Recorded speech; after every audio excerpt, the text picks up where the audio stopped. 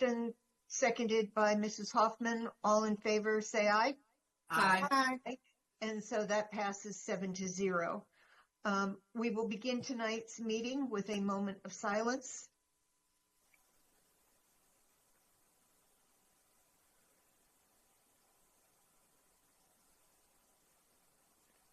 Thank you.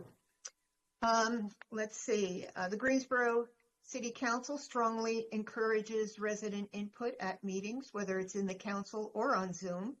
And we want to make sure that we are a welcoming and safe space for all community members. In order to speak at tonight's meeting, individuals will have had to sign up by now. They may address council on specific consent or business items.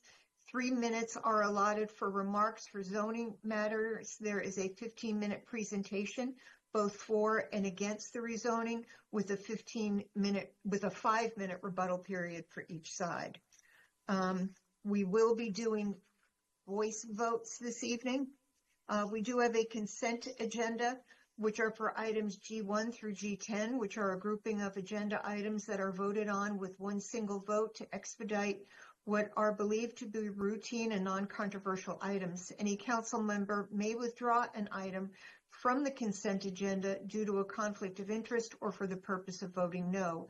Items removed from the consent agenda for discussion will be placed on the February 18th City Council business agenda. This meeting does include closed captioning. I think we will be able to get through our agenda this evening before we need to take a break. Council previously postponed D1 and D2. D1 is a public hearing for an ordinance annexing territory into the corporate limits for property located at 9206 West Market and a portion of 118 Kidd Road, 20.94 acres, Mark Isaacson for Shelley Scanlon of Colfax Realty, LLC, and others. And D2 is a public hearing for an ordinance for originals Shelley Scanlon of Colfax Realty, LLC, and others. This was postponed from October to January, and the applicant now requests that council postpone until the February 18th meeting of the Greensboro City Council without further advertising. Do I have a motion? Motion. So moved. Moved Second. by Mrs. Boothwaiter, seconded by Mrs. Hoffman. All in favor say aye. Aye. Any opposed? That passes 7-0. Thank you. We'll now move on to the consent agenda. Items G1 through G10. Do I have a motion or anything to be withdrawn? So moved. Second. Moved by Mr. Holston, seconded by Mrs. Thurm. We'll take a roll call vote on this. Dr. Wells? Yes. Mrs. Hoffman? Aye. Mayor Pro Tem? Yes. Mr. Holston? Aye. Mrs. Thurm? Yes. Mrs. Hightower? Yes. And I am a yes, so that passes 7-0. We now move on to the public hearing portion of our agenda. Item H1 is a public hearing for an ordinance rezoning for 1326 Seminole Drive and a portion of 1041 Battleground Avenue for the city of Greensboro. This item was postponed from our September 17th meeting without further advertising. This is 15 minutes for and against with a 5-minute rebuttal.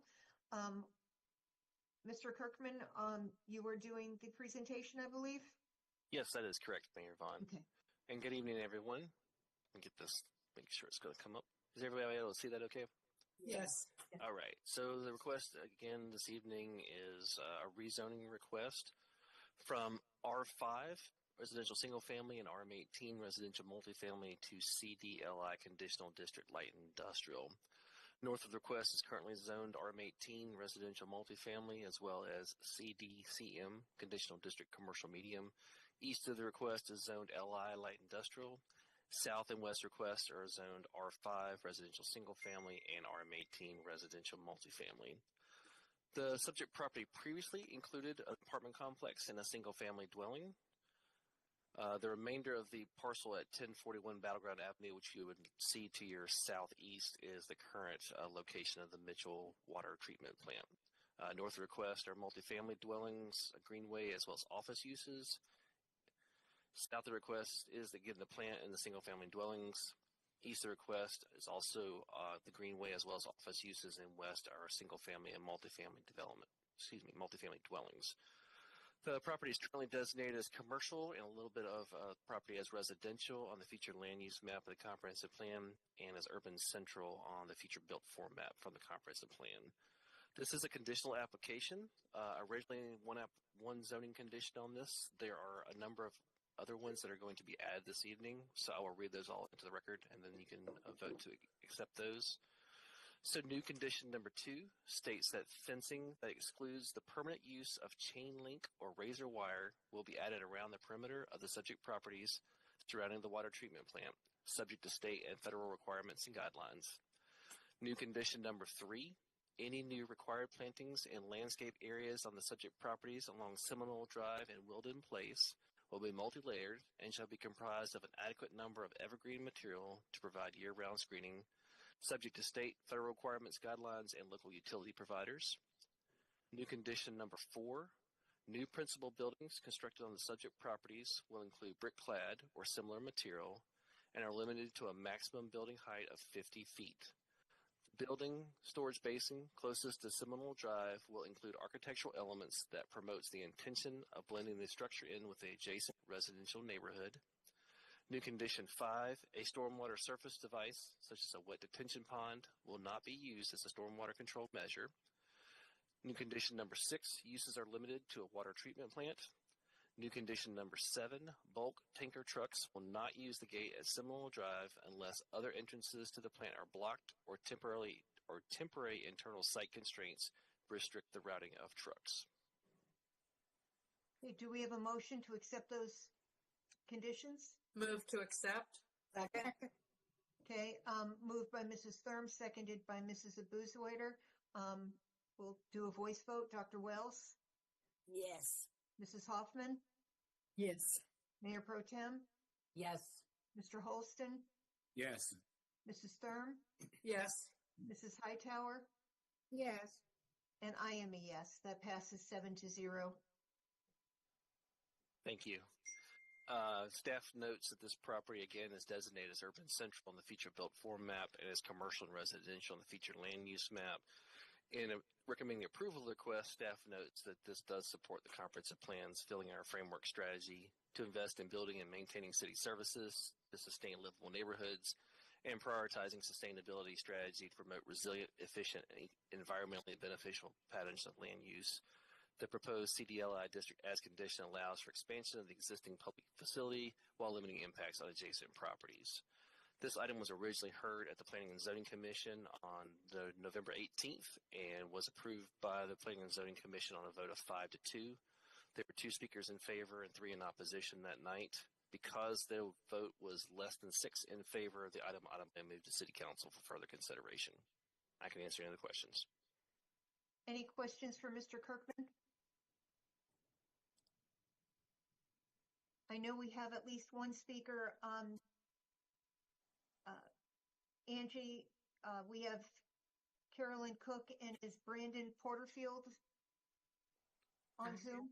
I have Miss Cook on, but I do not see Mr. Porterfield has joined. Okay. Caroline Cook, you have 15 minutes. If you would put your camera on and your microphone. Caroline Cook, 1341 Seminole Drive, Greensboro 27408.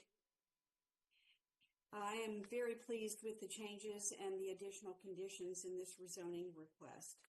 I appreciate that Water Resources had 3 neighborhood meetings with us and responded to my concerns.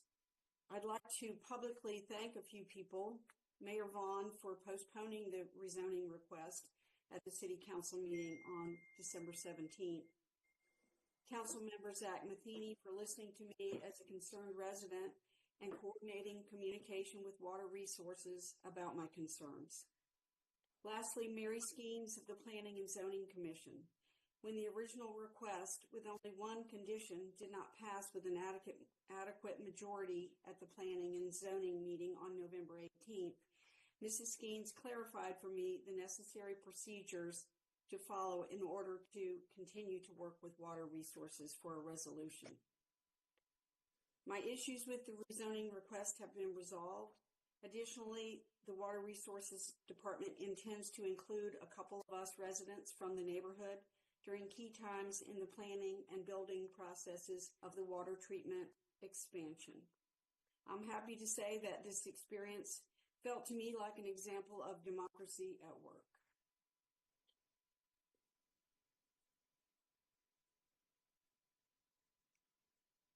Thank you.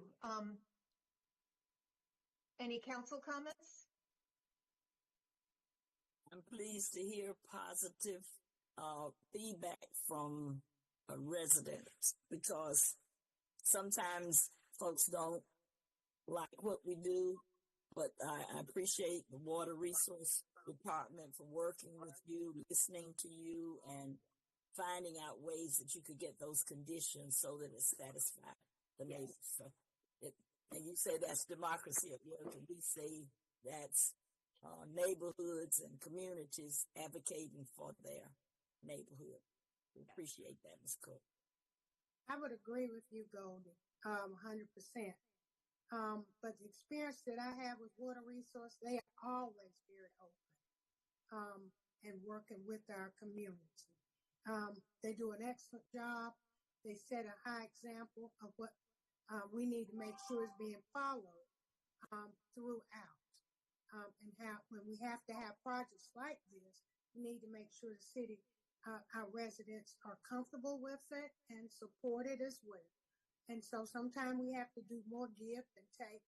And I like hearing what the lady just said. Yes. This is Nancy Hoffman. I'd like again to thank you very much for your comments to us. We always like to get that input. The fact that Ms. Gaines from Zoning Commission, who was my appointment to the Zoning Commission, I'm glad that she was able to be helpful to you. And to hear Water Resources is one of our stellar departments. And, you know, the rezoning that we continued just as we began this meeting is a very complex rezoning project. And Water Resources is intimately involved in that, and the Guilford County Schools as well. So let me shout out to our water department as well, and how great they are to work with.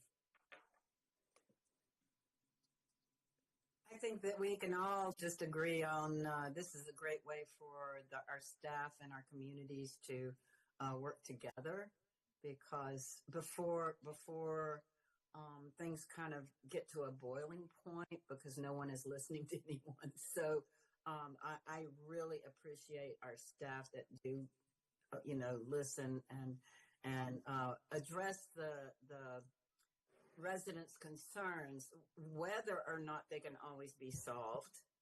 But I do know that staff really does try. So I thank them, the Zoning Commission, and everyone involved in this one. Well, I would say Zach's not here tonight, but I know that he played an active role in advocating for the neighborhood. So let's remember that as well. Kudos.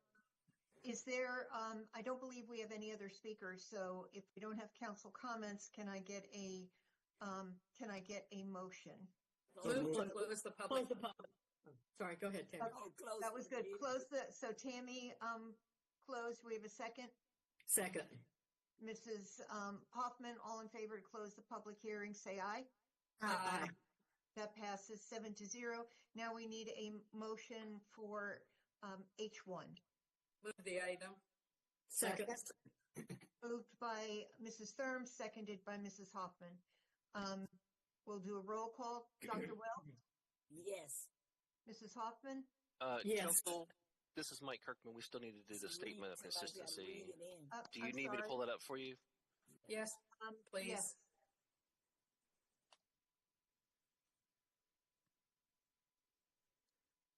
Okay, there you go. Okay. Can you see that, Tim? Now I'm working at it. You can make it larger. The Greensboro City Council believes that its action to approve the rezoning request for the properties at 1328 Seminole Drive and a portion of 1041 Battleground Avenue from R5 and RM18 to CDLI, Conditional District Light Industrial, to be consistent with the adopted GSO 2040 comprehensive plan, and considers the action taken to be reasonable and in the public interest for the following reasons. The request is consistent with the comprehensive plan's future built form map and future land use map. The proposed CDLI zoning district as condition permits uses that fit the context of surrounding areas and limits negative impacts on the adjacent properties.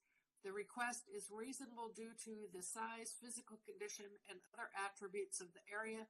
It will benefit the property owner and surrounding community, and approval is in the public interest. Okay, so Tammy moved it. Who seconded that? Ms. Hoffman. I did. Seconded by Mrs. Hoffman. Roll call. Dr. Wells? Yes. Mrs. Hoffman? Yes. Mayor Pro Tem? Yes. Mr. Holston? Yes. Mrs. Thurm? Yes. Mrs. Hightower? Yes. And I am a yes, so that passes 7-0. Thank you very much. I appreciate the neighborhood and so glad that there was a good resolution of this case. Me too. We'll now move on to item H2 and H3. H2 is a public hearing for an ordinance annexing territory into the corporate limits for the properties located at 2527 Nelson Farm Road and 3824 East Lee Street. And item H3, a public hearing for an ordinance for original zoning for 2527 Nelson Farm Road and 3824 East Lee Street, Fox Rothschild and Four Star USA Real Estate Group on behalf of Matthew and Jeremy Causey. Do we have any speakers on this item? And Madam Mayor, I'm sorry to interrupt, but it does look like Mr. Causey has now joined. Okay. Is Mr. Causey the only one on this item? Mayor Vaughn, this is Ladidra Matthews on behalf of the applicant. I'm here to speak in support. Okay. I do know that there is a request for a continuance, I believe, from Mr. Causey.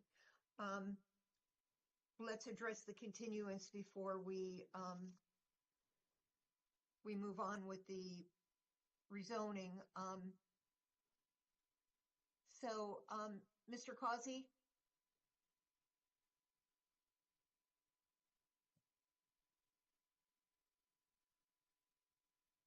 Can you hear me now? I can, and you've got 3 minutes to ask for a continuance, and then Ladidra Matthews will have 3 minutes. Okay. Thank you, Mayor. This just came to my attention and many of the neighbors. We were blindsided by this request. We were not aware of it.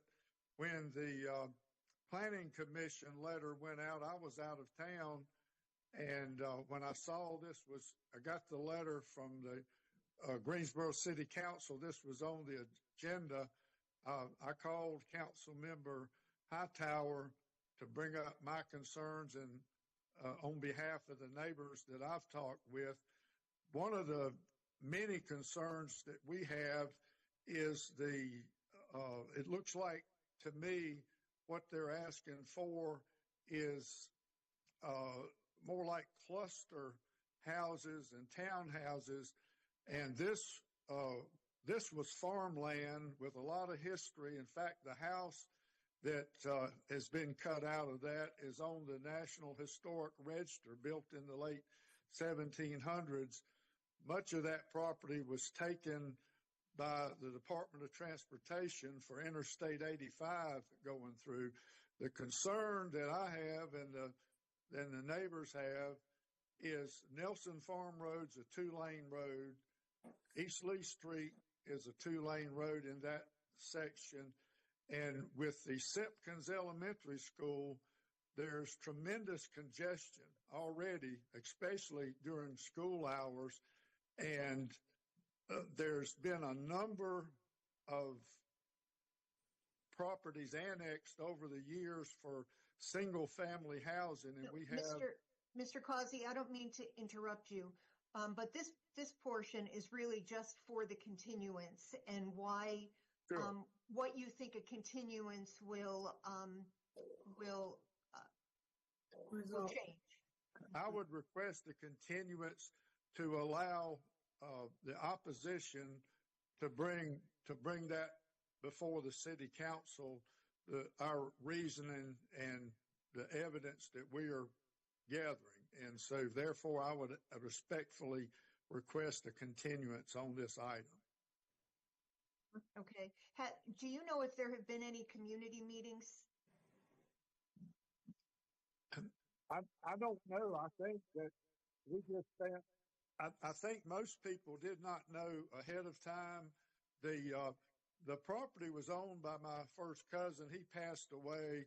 So it's the son that lives, I believe, in Oregon, working with the law firm that has been working with this. I was unaware of it. I was not made aware of it, but I'll get in touch with them and try to get more information. But I know there's a big concern with the residents, especially people that have bought land and built homes, nice single family homes up and down Nelson Farm Road. So that seems like that would be more of a discussion for the opposition of the rezoning. Ms. Matthews, would you be okay with the continuance? No, Mayor Vaughn. We sent out a neighborhood letter on November 21st. There was a community meeting held December 3rd. And as you know, this was before Planning Commission and received a unanimous recommendation of approval on December 16th. So there has been ample communication from my client, the developer, with everyone within 750 feet. We did have about 6 folks come to the community meeting, and we have spoken with a few other neighbors after that, before and after the Planning Commission meeting. Mr. Causey, I believe, first reached out to the city this past Thursday. He was given my colleague Tom Terrell's contact information. He did not reach out to, based on what I understand, Mr. Terrell. He has no record of any attempted outreach. I received Mr. Causey's number from Mr. Kirkman today. I've tried to reach him 2 times. His voicemail is full, so I could not get in touch with him. And so I'm happy to address his concerns during today's rezoning presentation. A lot of those things will be discussed to the extent that we're allowed to go forward, but we would not agree to a continuation at this time. Dr. Wells? Did you say 6 people came to the community meeting? 6 neighbors? That's correct. Mm-hmm. And that meeting was held when? That was December 3rd. And you haven't had any other meetings to try to get more than 6 people? Like I said, the request or the neighborhood letter, we sent out a detailed neighborhood letter. I believe it's multi-pages that lays out a lot of facts and questions. And so sometimes that takes away the need for folks to come out, but that is correct, Councilmember Wells. 6 folks came. Some reached out after the meeting to ask us questions.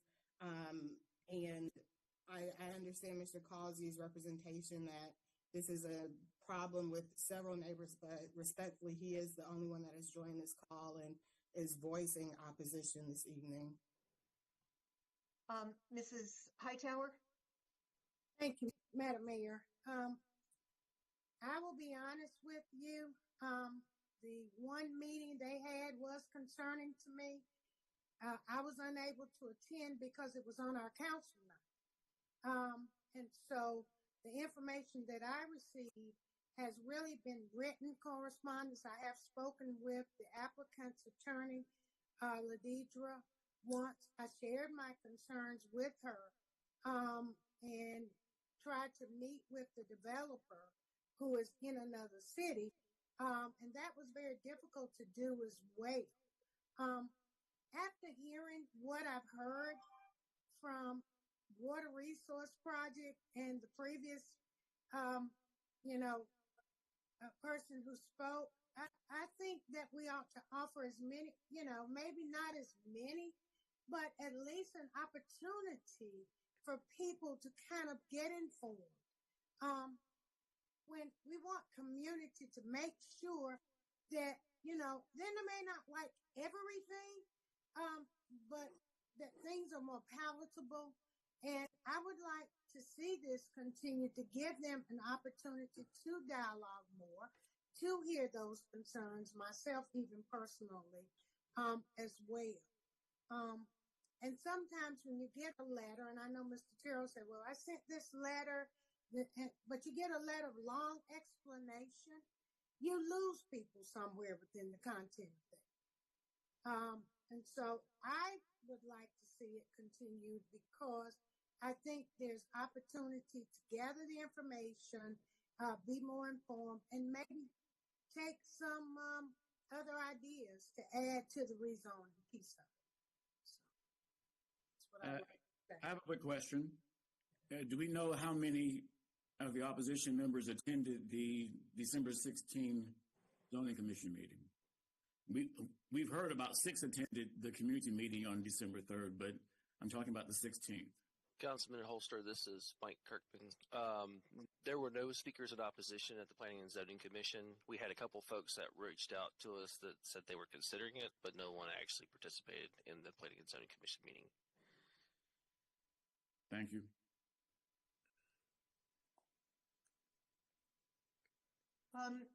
Do we have a motion on this? I would like to move to see it continue for 30 days. That would, so you're moving to continue it to the meeting of February 18th without further advertising? Yes. Second. There is a second by Dr. Wells.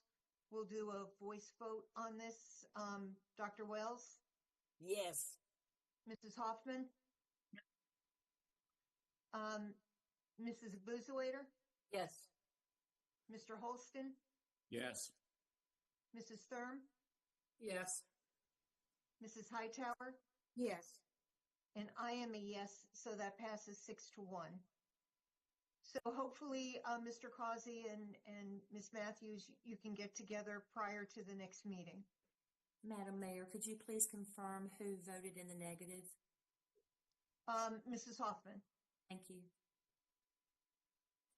I was concerned that he mentioned that there is houses on the National Register. I know that I think that should be considered. Maybe with your conditions or something, we'll come up with some way to preserve that house. Noted, Councilmember Wells. That's incorrect misinformation, but we'll address it February 18th and discuss it with Mr. Causey if we're able to get in contact with him between now and then. Well, I'd like to be included in those discussions as well, Ladidra. I know we've talked a little bit. You sent me a long email that I read over, but sometimes just that dialogue sometimes can make a difference. We'll do. We'll reach out to you both and anybody else who has questions or concerns. We will answer them and see everybody on February 18th. Thank you very much. Thank you very much. We'll now move on to the general business portion of our agenda. Item I1 is a resolution accepting recommendations from the fiscal year 2024 disparity study and its recommendation to remove identified barriers to the participation of minority and women-owned business contracting and procedures. And then there is a related one, I2. I2 will be an ordinance amending Chapter 2, Section 117 of the Greensboro Code of Ordinances with respect to administration, minority women, business enterprise participation in city construction, professional services, goods, and other services. For right now, we'll concentrate on I1, Do we have a staff presentation?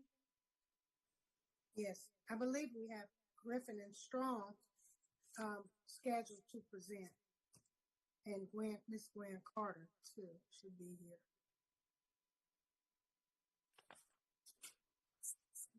Mr. Davis? So, rusty. I'm sorry, Mayor. I'm getting rusty at the Zoom. I can't find my mute button. Okay. Yeah, thank you. And I'll kick it over to Chuck.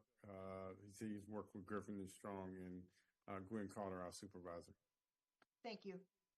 And I'm actually just going to identify Gwen and have her discuss it.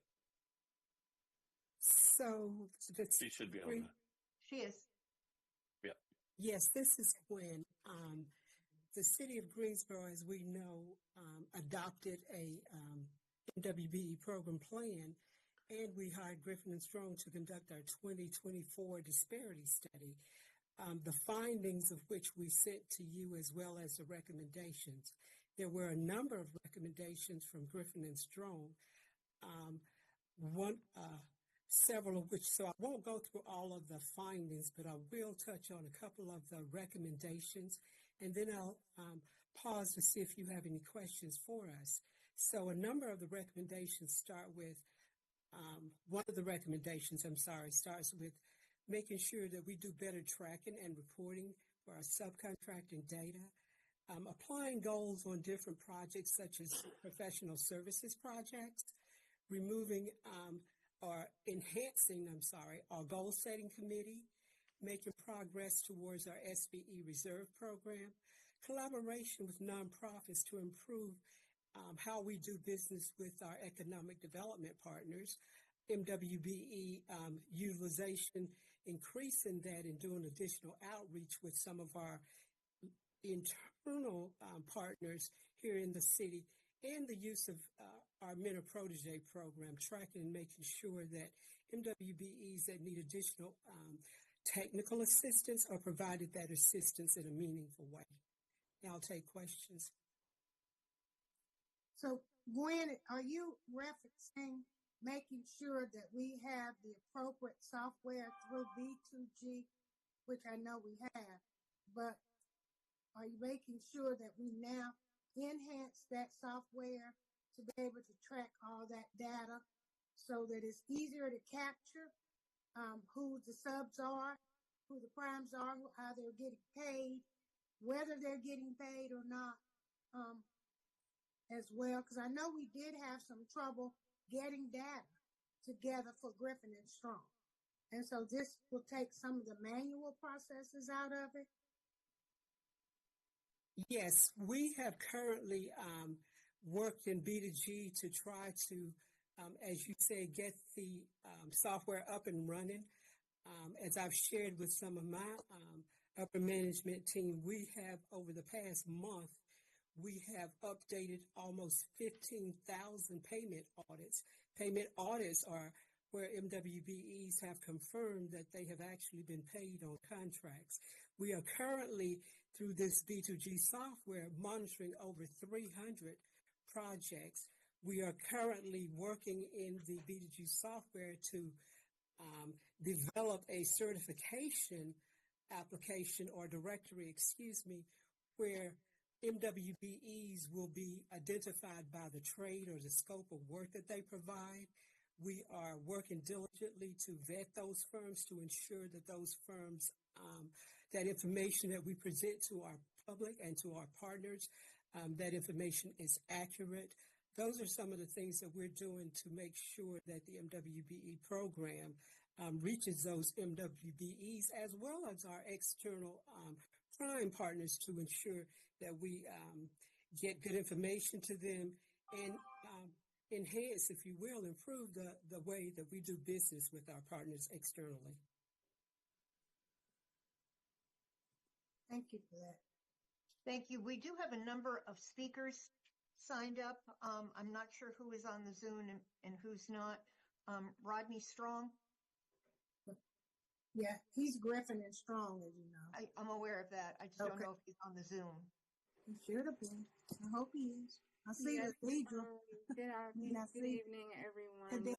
Bedelia Troublefield. I was the project manager for this disparity study. I also have David Maher on the call, who is the legal partner and who is also handling the implementation support towards the city of Greensboro.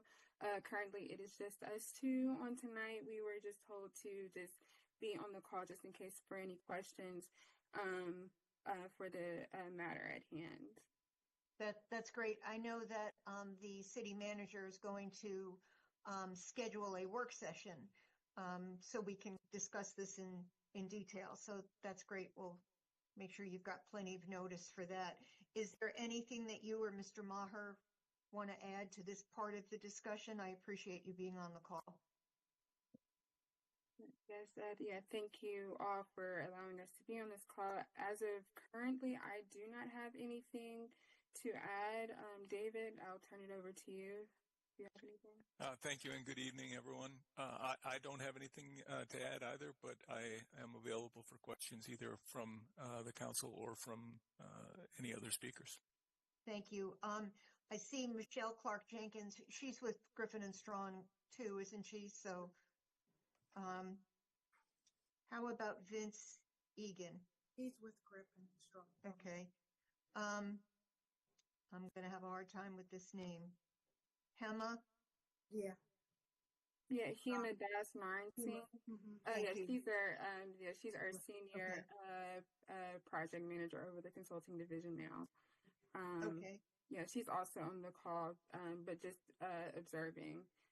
Me and David, we were just on the call just in case for any questions that the council members may have. So I do see we've got at least one member from the community, Kim Cameron. Kim, are you on the call? I am here. You have 3 minutes. Sure. So good evening, Mayor Vaughn, Councilwoman Hightower, Wells, Abuzater, Councilman Holston, my friend, and the other esteemed members of City Council. My name is Kimberly Cameron. I am the Executive Director of the North Carolina A&T Real Estate Foundation, and I proudly serve as the Chair of the MWBE Advisory Committee for the City of Greensboro. I am here before you tonight to urge your approval of the resolution accepting recommendations from the fiscal year 24 disparity study. The resolution is critical to removing barriers that hinder minority and women-owned businesses from fully participating in the city's contracting processes.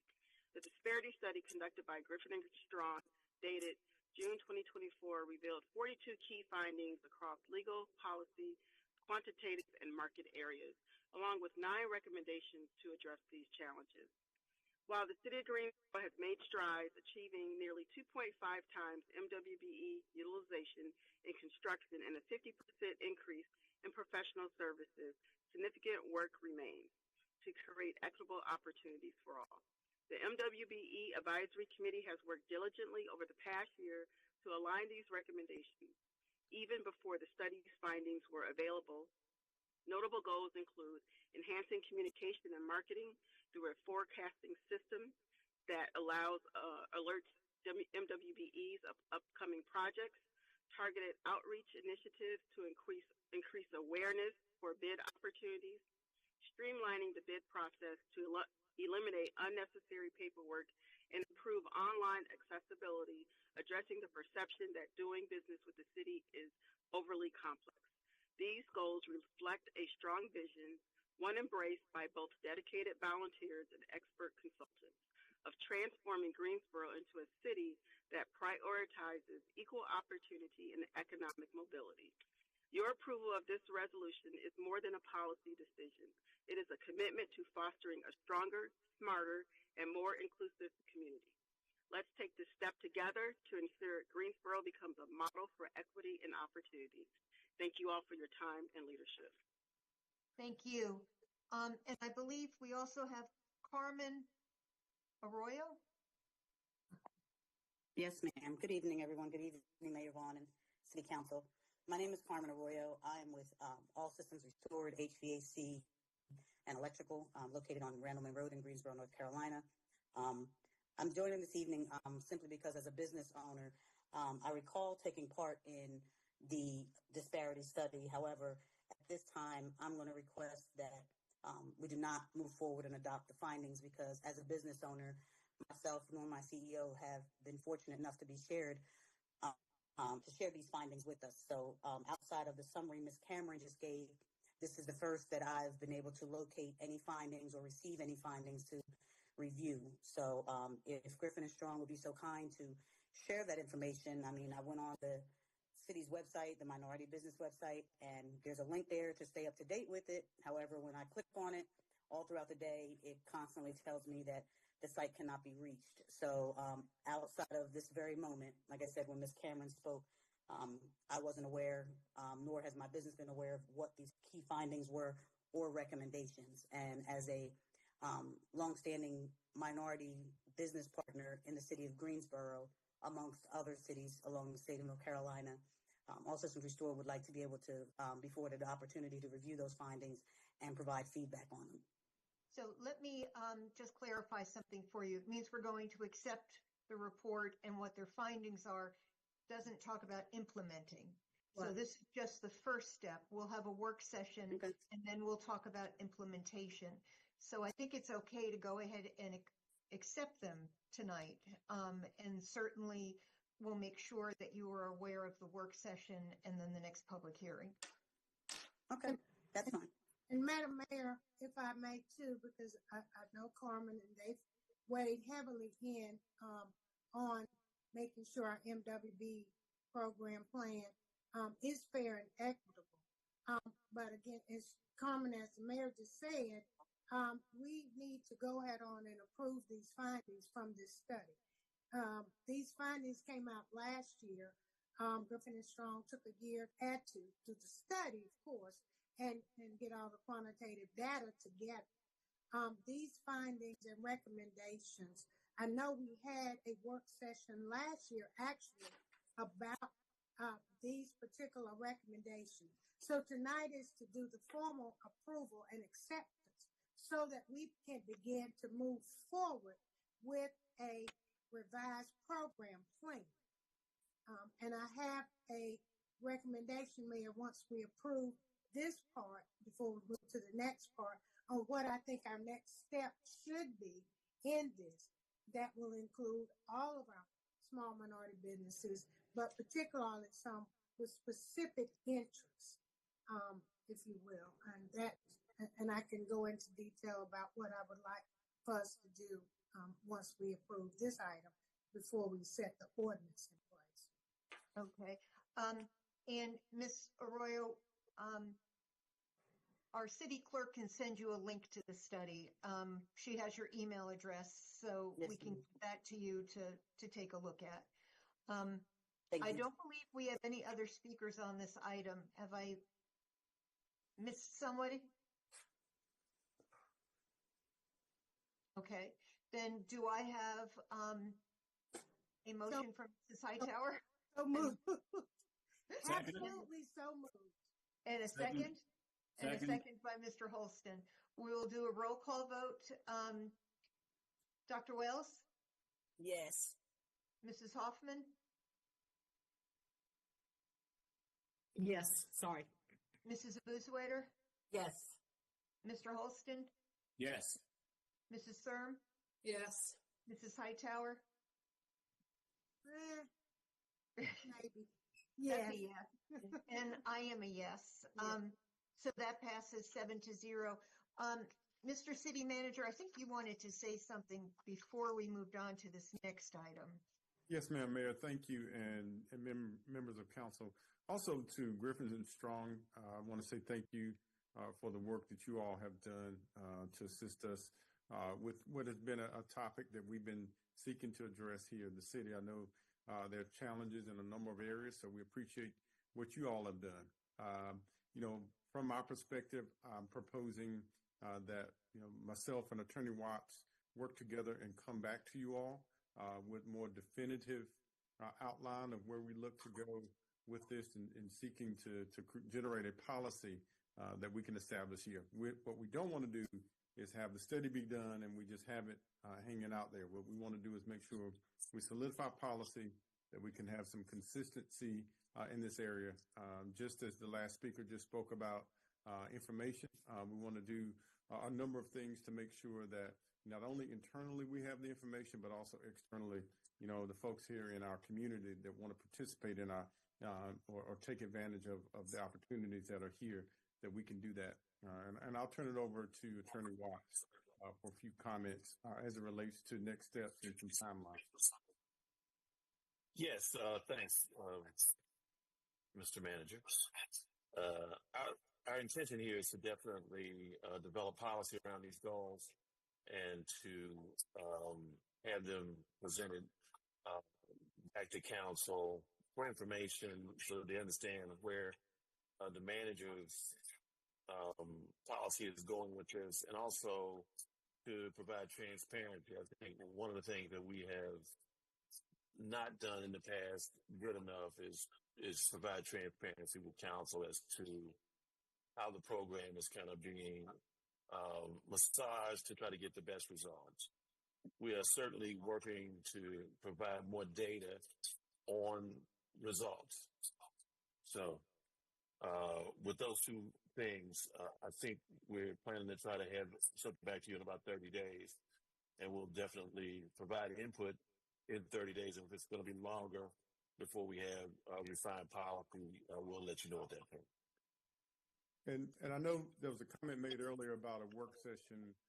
We did, Attorney Watts and I did discuss, doing a work session, but we want to make sure we do it when we have, information in a substantive way so that we can, provide you all as counsel, but also ensure that what we're reflecting as feedback from internally, that we're reflecting a solid model that we're looking towards. So please give us a moment to identify the best timing for that. Thank you. Sharon? So, Mr. City Manager, I hear you, and Chuck, I do hear you. But one of the next steps incorporated in this, I would like to suggest perhaps a special review committee to review the current plan that we have now for revisions where needed. Because I think with the recommendations that are here, we've got to incorporate them into the current plan. And that needs to be some revisions.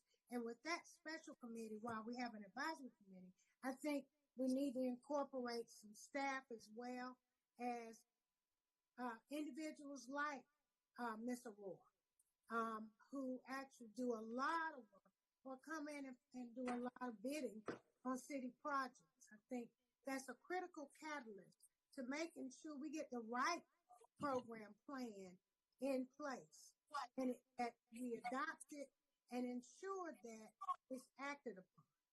I also want us to look at our local preference ordinance and how we can make sure that it is actually being applied in a way that best benefits our small local businesses that are doing a lot of the work they don't get an opportunity to bid on. So I would like for you all to incorporate the next steps moving forward with that.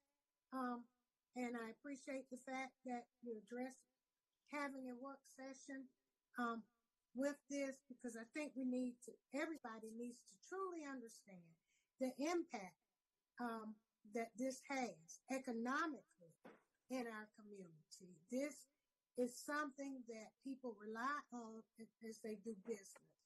And they count on the city to make sure that they're included in this process. And sometimes I'm very disappointed. And we have goals on these projects, and they're not achieved. And there's a lot of excuses for them not being achieved. And we've got to make sure that we eradicate those excuses and be more inclusive in this city, where we are more black and brown now than ever before. And those businesses are tantamount to us serving this community. So I would like to see that done, if you will. Thank you. I did read item I.2 in, which is the ordinance amending Chapter 2, Section 117, Do we have a motion on that?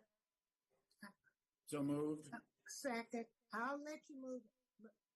Moved by Mr. Holston, seconded by Mrs. Hightower. Dr. Wells? Your microphone is off. You're muted. We haven't had to say that in a long time. Yes. So you are yes. Mrs. Hoffman? Yes. Mayor Pro Tem? Yes. Mr. Holston? Yes. Mrs. Thurm? Yes. Mrs. Hightower? Yes. And I am a yes. That passes 7-0.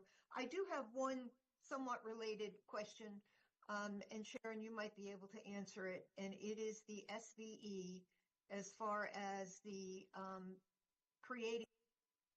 I know that MWBE has new leadership, but do we have a timeline? I know you've been working on this for a long time. Yes, I have been, and I think Gwen briefly mentioned it She did. a little earlier. She knows that that is a priority, and so she's needing help getting staff, getting her office staff. She have a couple of positions that are vacant, and we've got to get that staff because we've got to give Gwen the manpower she needs to do those things that she just talked about, with putting the data in the system. But that is her next priority. We are behind in it.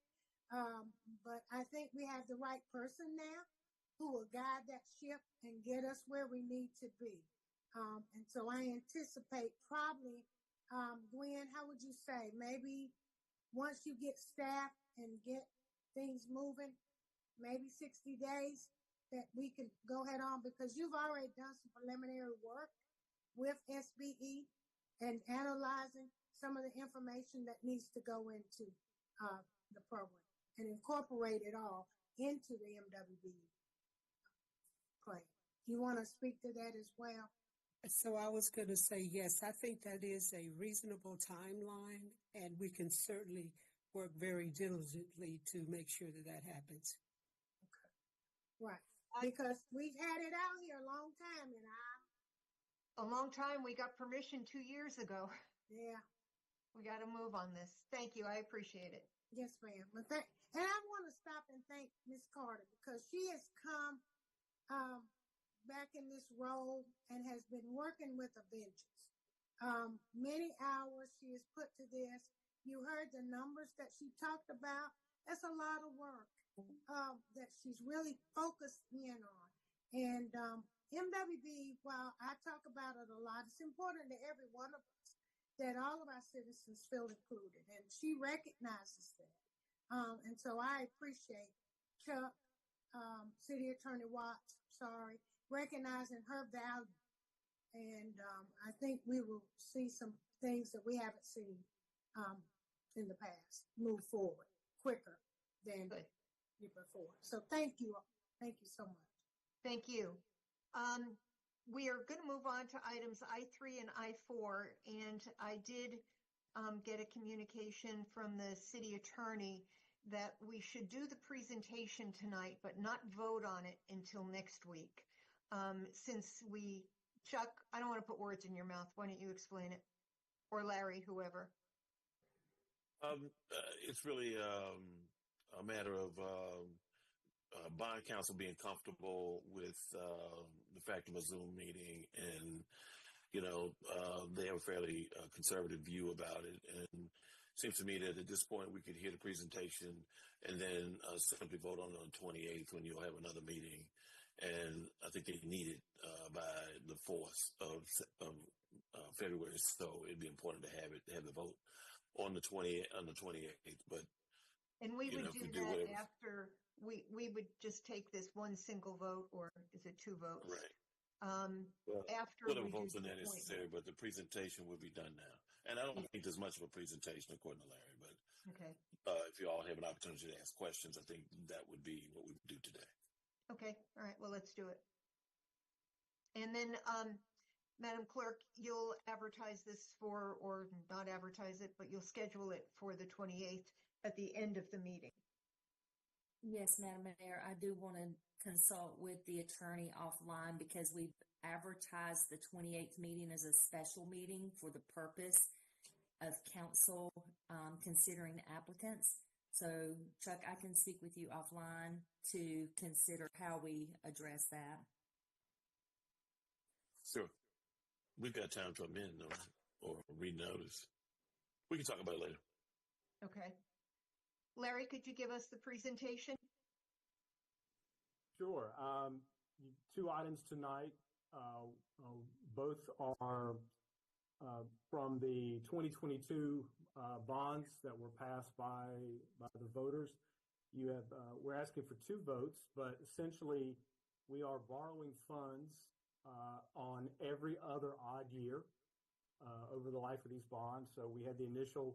You'll remember this referendum was a little bit oddly scheduled because of some changes with our regular voting patterns back post-COVID.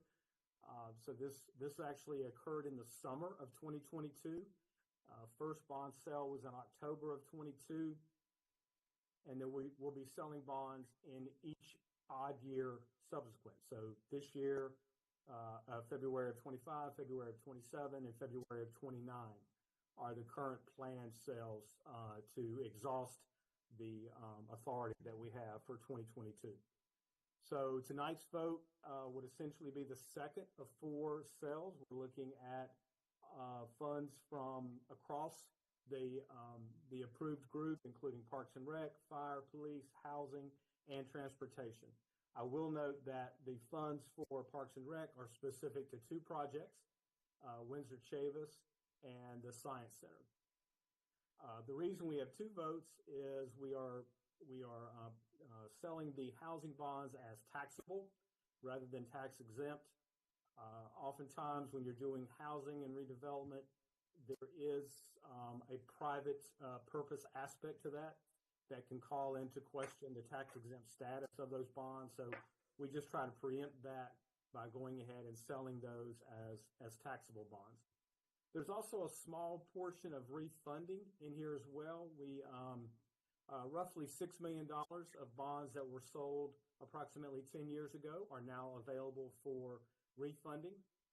So we're going to pay those off and reissue them at a slightly lower interest rate. That will save us about $40,000 to $45,000 a year for 10 years over the life of those bonds. So we feel like that's worth doing. So I'll stop at that point and see if there are any questions.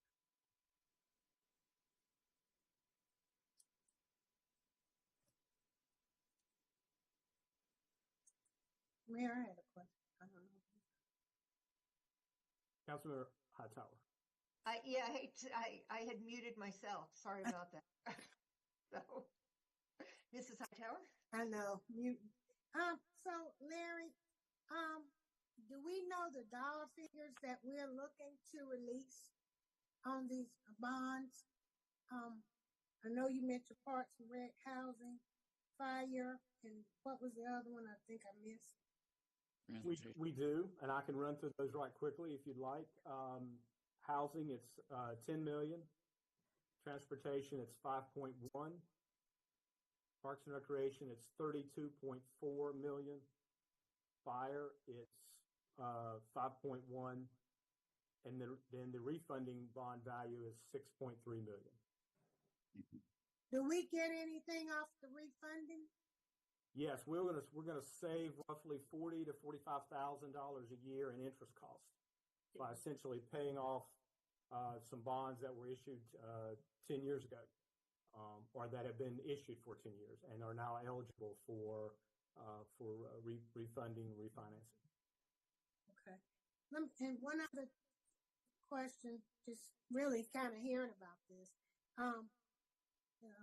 The Parks and Rec, the 32 million, will that completely cover Windsor Chavis? I know Science Center's in there as well. The total bonding was, of course, 70. We've issued 50, but will the 32 completely cover now so that we'll know that money has been expended? There is as I mentioned, we're borrowing money on the odd years, so we'll borrow again in 2027. And right now, what is proposed in 2027 would be 11 million. That would be the final 11 million for Windsor Chavis. Oh, okay, I see. And then the housing piece, the housing bond, that 10 million. So we would be going another 2 years. I guess I'm asking these questions because I know we've talked about doing with nothing etched in stone, smaller bonds or looking at stuff like that. But right now, I think we've got money that come out that we need to spend. So by issuing these bonds, we'll be able to start spending this money immediately, like in our housing. Absolutely, yes. Without, okay. Housing, the total allocation from 2022 for housing was 30 million. The first sale we had right after the bonds were passed, we had 8 million. And as you've noted, most of that ended up going to the ICAP program. But the upcoming sale is 10 million for housing. There'll be another 7 million for housing in 2 years, and then another 5 million for housing 2 years after that. Right. Thank you. And I just want to make a comment, Mayor. I'm very disappointed in that money that initially went out. I think we could have done something a little bit better. It's like we set on that money, and it is just now. I don't know how much has been expended out of. I think it was 5 million or 8 million. I thought it was 5. 5. It was, Okay. Councilmember. It was 5, and then the other 3 went to a couple other projects. But I think we really need to make sure when we're making creating these partnerships, that we get quick action, kind of just like we talked about with SBE taking. We don't have to be the slowest government around, and particularly with this housing money, because I think there have been some other opportunities we have missed. So, Larry, do we know exactly how this $10 million is going to be? Or perhaps that's a Nasha question, maybe? I assume it's all falling under housing and neighborhood development. Is any of it being reserved for RFPs, for housing, or is there money there that people will have access if they want to build some housing or do to have quicker access to? Yeah, in fact, I'm happy to answer. Nasha also has the same information, I think, that I'm reading from. Okay. We got an update today from H&D. It's available for really all of their eligible programs. New development, home repairs, other city sites. It's available for any and all of those type of housing programs that we have previously funded or at least tried to fund. Okay. Yeah. Thank you, because I And Nasha, I think you're on mute, Nasha.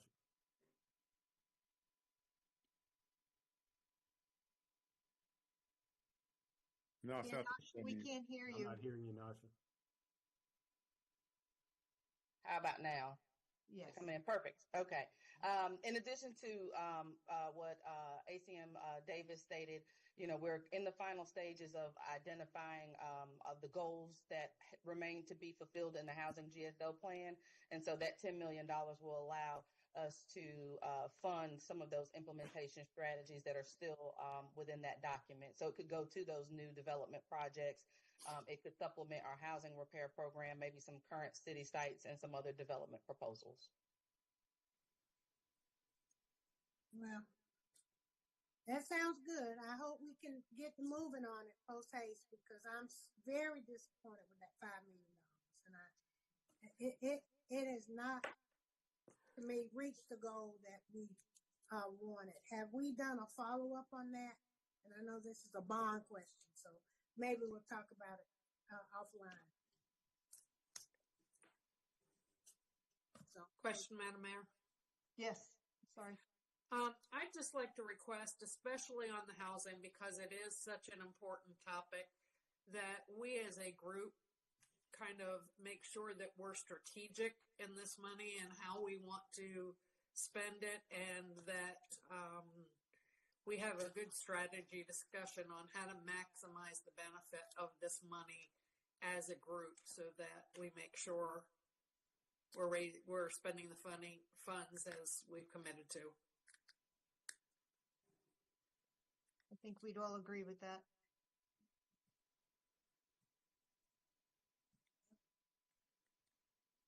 If those are the questions, I apologize for the unable to have you vote on it tonight, but we'll have you do that on the 28th. Okay, might make sure we keep them happy. So that is the end of our printed agenda. I think we'll do boards and commissions and comments together, and if you could keep them brief. There's a bunch of us still in the office, and the snow is actually beginning to look like the streets are getting a little slick. So if we could be kind of quick.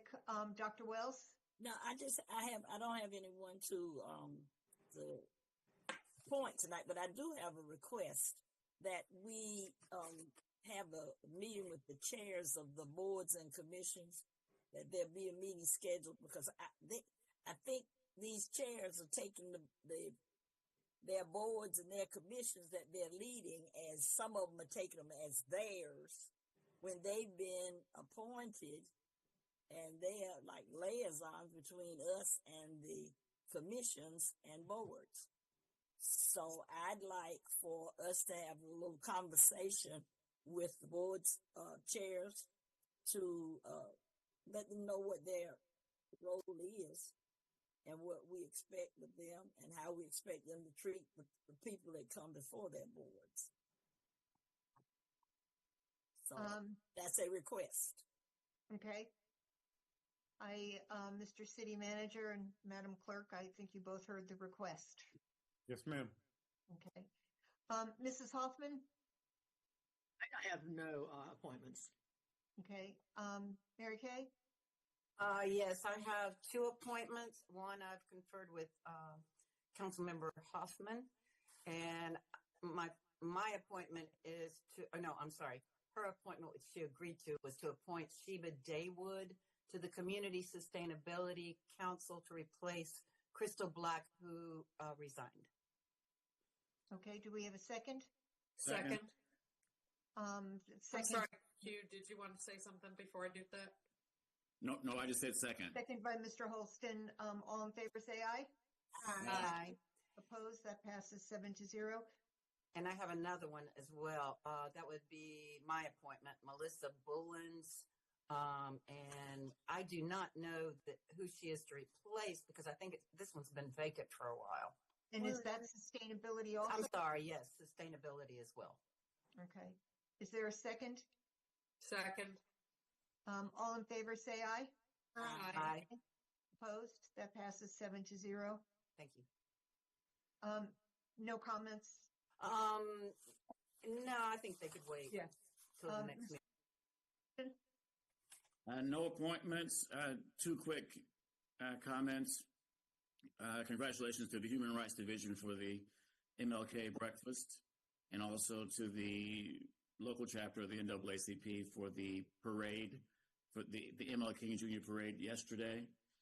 And that's it. All right. Thank you. Mrs. Thurm? The only comment I have no appointments, is that I'd like us to go ahead and start planning for talking about the legislative agenda for this year. I don't want to get caught short where we're rushing through that. And I think there's plenty of discussion to be had. So if we could schedule that, or get Mr. Manager, if we could schedule that along with everything else we're asking you to schedule. Yeah, No problem. Tammy, that's a really good point, because they're already getting to work, and we certainly have some important things and needs. No problem. Actually, Attorney Watts and I have been discussing that, so we'll give you some feedback soon. Thank you. Sharon? Thank you. No boards and commissions tonight, but I would like to offer condolences to one of my constituents, Miss Margaret Wingfield, 92 years young, who had been a nurse for over 54 years, delivered a lot of babies at L. Richardson Hospital, when it was up and operating many, many years ago. And so she had a wonderful service on Saturday, and where the nurses honor guard came and honored her and recognized her life. And she certainly will be missed. One of my favorite neighbors who made a delicious apple cake at every National Night Out. And so certainly she will be missed. Congratulations to the NAACP's parade. This is the 35th year of the MLK Junior Day Parade, and it has gone on, rain or shine, sleet or snow. And while yesterday was nice and sunny, it was cold. But everybody was in such good spirits about being out there. It's such a great fellowship and camaraderie with people participating in it. And it's something the community can truly be proud of that is here, that we recognize. So I'm glad that we were able to do that. And then the other thing I want to speak closely to is with what Goldie just mentioned. I think, honestly, there needs to be a little bit more attention to the training of why people are serving on these boards. They're not just resume builders. They put it down, then sometimes they come, sometimes they don't. Yes, we have attendance, but I think we have to be intentional about ensuring the people we appoint know why they're there, because they are representative of the district if they come out of a district, or the city if they come out of a city. And the people that come before them have to be served with respect. It is not for them to have their own personal opinion about who is before them or what is being said. It falls in the guidelines of what needs to be said, but sometimes even when it doesn't, community just wants to come out and share how they're feeling, because it's how they're living day to day and what they're experiencing. And so I'd like to see us really have more of a board and commission manager position over it, where there's some training offered there, and maybe more than just one time. As things change, maybe an update year or something along those lines. The people we appoint represent us too.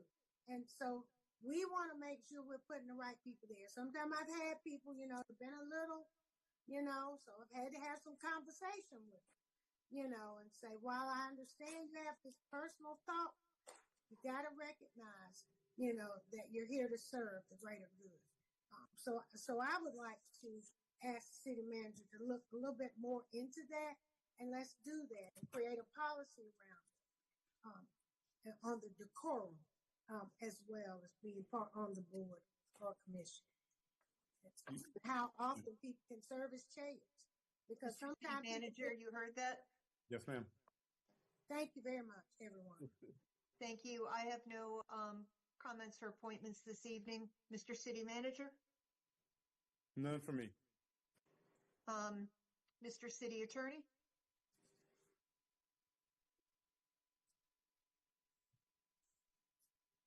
None from me. Sorry. That's okay.